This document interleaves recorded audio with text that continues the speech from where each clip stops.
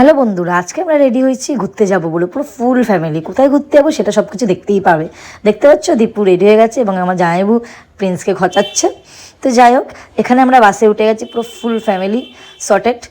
এখানে আমাদের দীপ্ত সোনা আমার কোলে বসেছিল, খুব ভালো লাগছিল, চুপচাপ শান্ত হয়ে কি সুন্দর বসেছিল। ফাইনালি আমরা চলে এসেছি, নামবো। তো ফাইনালি আমরা চলে এসেছি। আমরা কোথায় এসেছি সেটাই তো বলবো।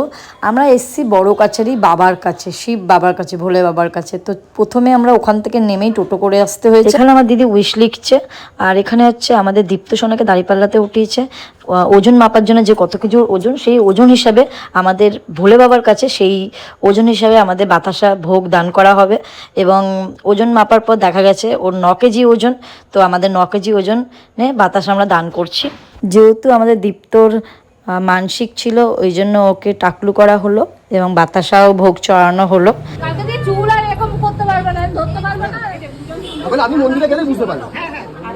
তো আমার ভাই বাতাসার ঝুড়িটা মাথায় নিয়েছে। তো আমরা যাচ্ছি ঘাটের দিকে, কারণ আরও অনেক কিছু রিচুয়ালস আছে, সেগুলো করতে হবে, তাই জন্য।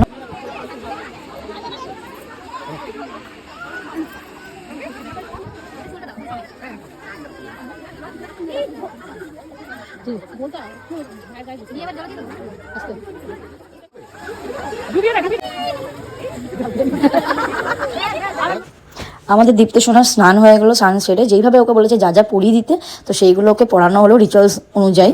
তো আমাদের দীপ্ত সোনাকে খুব সুন্দর করে তিলক পরানো হলো। বাবার কাছে এসছে, আবার তিলক দেবে না সেটা তো হয় না।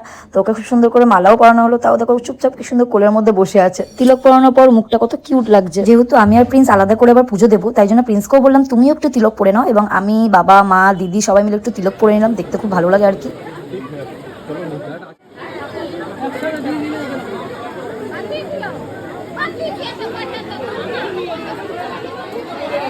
তো এখানে আমি আলাদা করে উইশ লিখেছিলাম, সেটা বাবার কাছে আমি বেঁধে দিলাম এবং ভালো করে পুজো দিয়ে দিলাম।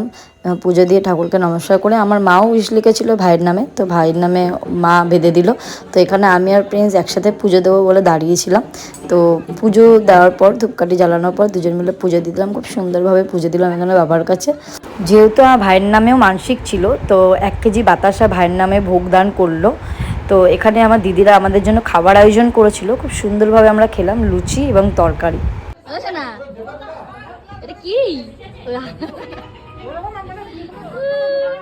আমাদের পুজো দেওয়া হয়ে গেল।